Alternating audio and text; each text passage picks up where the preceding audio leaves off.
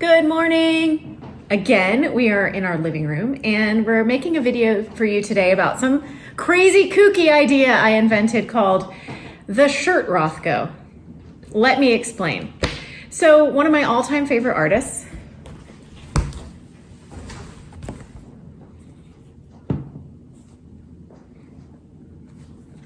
Mark Rothko. I've had this book for so long, probably like 25 years. He's an abstract expressionist, and you've probably seen his work before. They're called color field paintings. So this movement in art went beyond what people knew about representing things. So when I say representation, I mean trees, landscape, people. For the history of art, up until the last century, everybody wanted to render what they saw. So to tell you a picture through their artwork.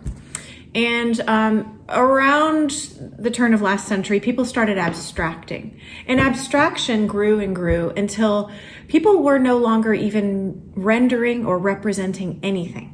So this was called non-objective abstraction.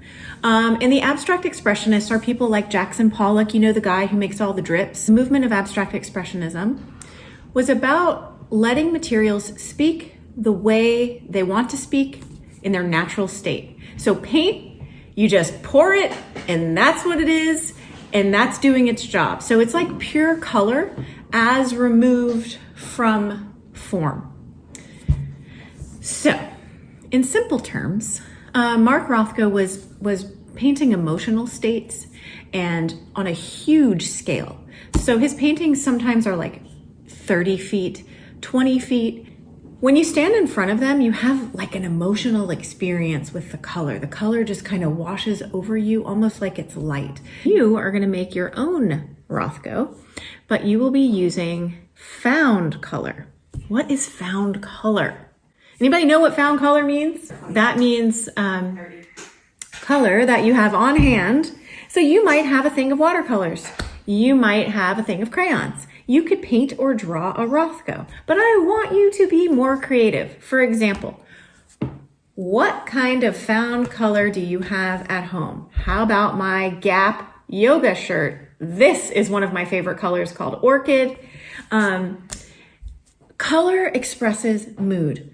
Color is a vehicle for emotion. So when you're making artwork, we're using color as a tool to express yourself, to tell the story you want to tell, to say it in the way that it feels like what you're feeling. So right now, we're all kind of in our houses. We are sort of isolated. You might have a certain color that expresses the mood of what it feels like right now in your life. So I want you to be thinking about, if I were a color, what would that look like? What color would I be? And right now, if I just close my eyes and if I think about it, grays, I'm feeling some grays.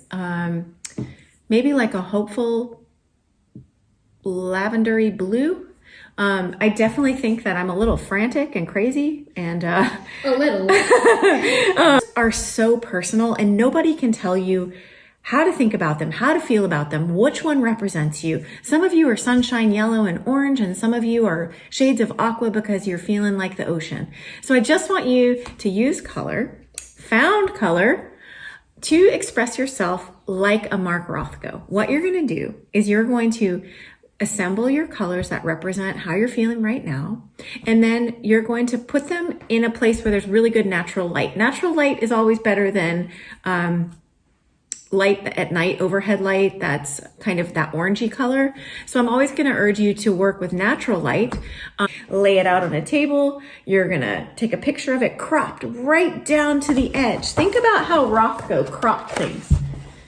Rothko, when he made things, it went from wall to wall, edge to edge, okay? So crop it. And then I'm going to show you one real quick on my dining table. This Gap shirt, that's kind of salmony. I'm going to lay it right there. And then I would take a picture of that and I would have my finished Rothko. I cannot wait to see the Rothkos you make. Okay, so I'm showing you some student examples.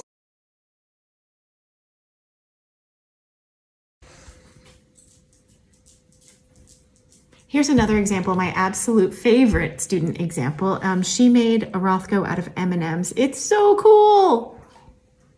Art class is in.